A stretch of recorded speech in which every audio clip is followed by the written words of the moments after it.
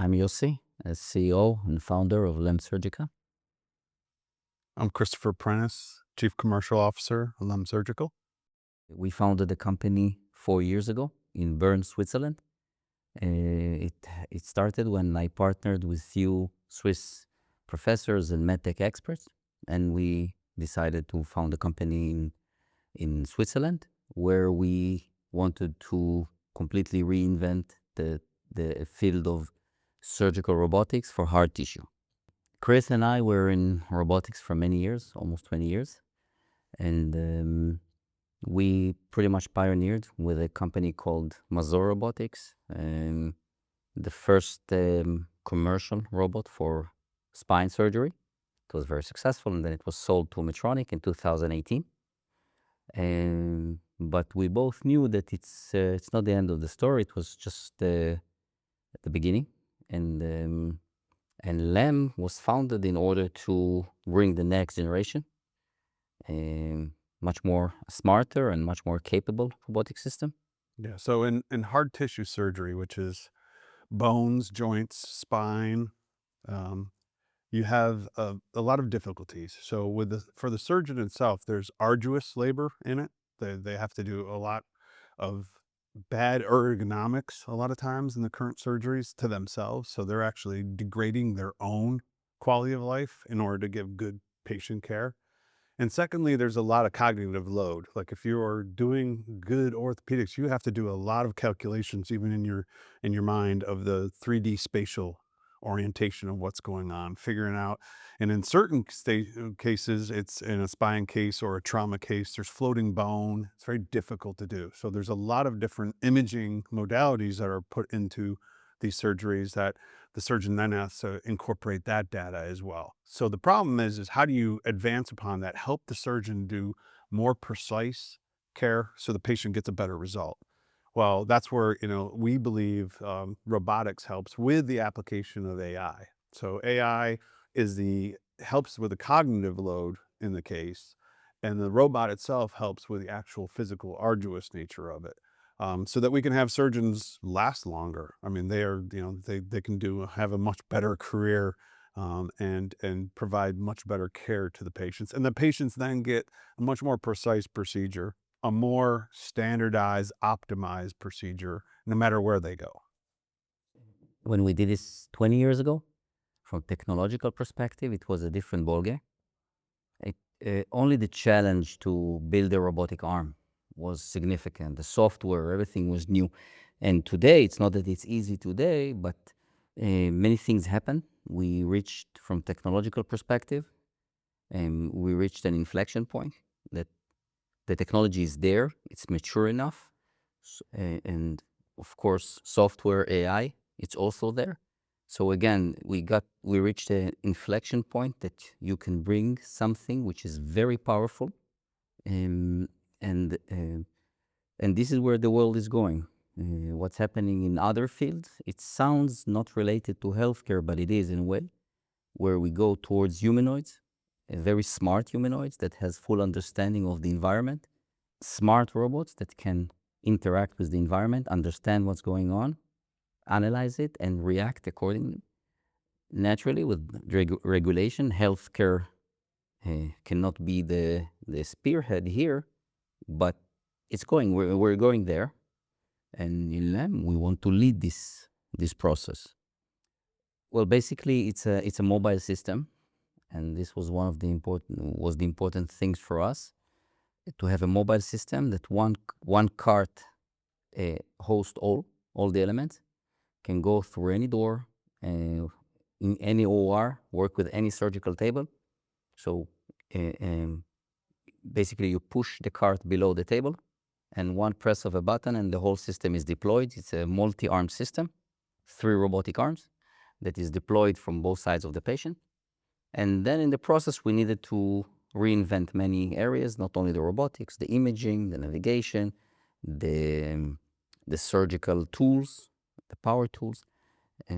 So this is what we're doing. It's a platform, it's a humanoid platform that can work in all areas of orthopedics. We start with spine, but the same architecture can fit additional areas in orthopedics and hard tissue in general. The system itself becomes part of the surgical team. So the surgeons, and you'll go into orthopedic procedures, and there's normally a minimum of one surgeon, sometimes a team of two. If not, there's a physician assistant or somebody assisting the case. They're still there as part of it, but what the system does, it becomes that third part of the team. It doesn't take up their space, but adds two more hands into it. Robotic end effector hands, and advanced visualization, so that therefore you've just augmented your capabilities as a surgical team.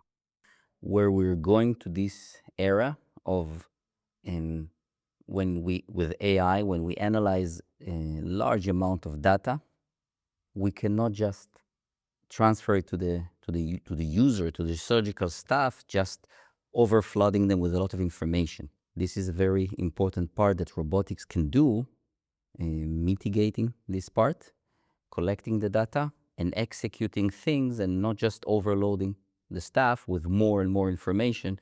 And when we're going to this part where all this information is there, analyzed, and the surgical staff need help. So it's not so it's a smart and capable help to the OR team, to take surgery to the next level.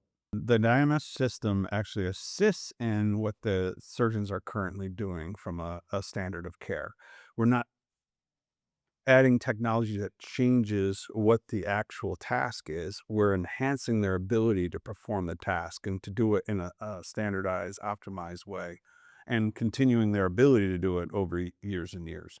What the system will allow for is definitely high level of precision in the procedure. And when you're talking orthopedics, that's you're making a plane cut or you're doing a very specific trajectory. You have to be millimeters matter. You have to be spot on.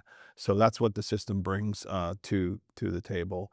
And additionally, as I said, there's a lot of capabilities that we add with AI that allow for them to even advance what they intended to do, create plans and execute on plans perfectly to deliver the outcomes that they want to achieve.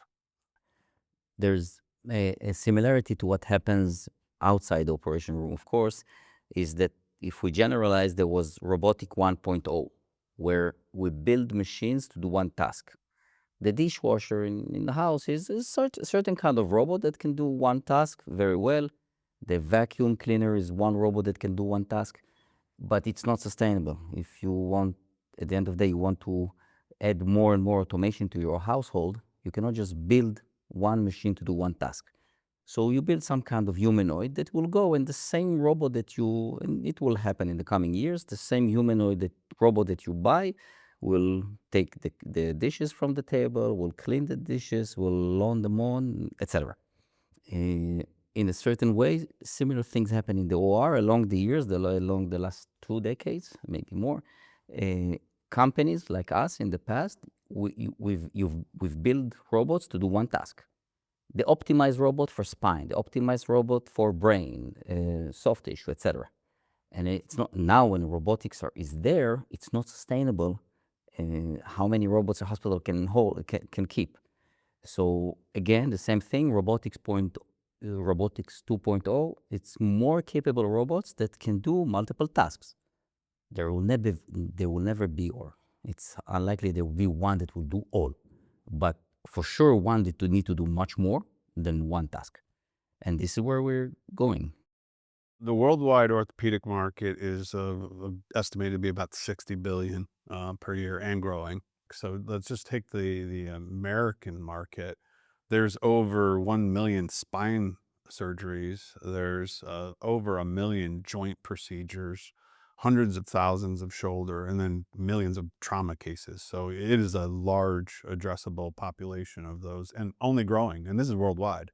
As we live longer, you run into orthopedic issues. It just happens. It doesn't matter how healthy you are, how well you take care of yourself, we degrade. And then also, the more active we are as we go into our lives, the more chance of accidents, like pickleball. Pickleball is driving a lot of orthopedic procedures. So it's a big issue to address, and we're not keeping up with the number of surgeons needed in order to do the surgeries that are coming down the pike. So we need to have enabling technologies to help the current capacity take on the future capacity, which is only growing? First, our first task, and this also Chris learned it in Intuitive, and we learned it also in Mazur, is to be much more comprehensive in whatever you do. Again, not to build the one-trick pony, but so we start in spine. This is the beachhead, and we want to be more comprehensive in spine to do more and more tasks within the spine surgery. But again, we've built a platform that can proliferate to additional areas. Orthopedics is spine is only one segment, not even the biggest one in orthopedics. So this is another vector of proliferation to other applications outside spine, in orthopedics, trauma.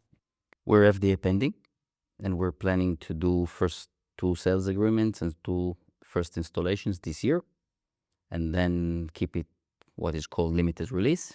And next year, we'll go more to wide commercialization. So the milestone that we're approaching is the FDA clearance. But one of the things that we are proud of is in the efficient and fast nature that we've done that. So this robot exists. It's been used in cadaveric labs, and from blueprint to that point was less than 3 years. And we did it in under $22 million, which is unheard of in the robotic surgical market. So the pace of our innovation is very fast, and we do it in a capital efficient manner. So as you'll see in the next coming years, we are going to continue to add the capabilities to the system in a manner that we've created the system fast and get it to market. If you look at the history of surgical robotics, there is a huge success story with Intuitive Surgical, with the Da Vinci surgical system. Over 10,000 of those robots out there. And they did it in a very focused way, is to go comprehensive in the procedures that they address, meaning they do and bring value to every step of that procedure so that you use the robot throughout the entire procedure. And then they proliferate through many different applications and procedures.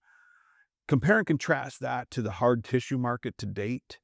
That hasn't happened. It's maybe a few thousand robots, but they are very focused. They do one part of one procedure and that's it. That is not sustainable. That is not efficient. So what we intend to bring is a system that can do what Da Vinci did in soft tissue to hard tissue.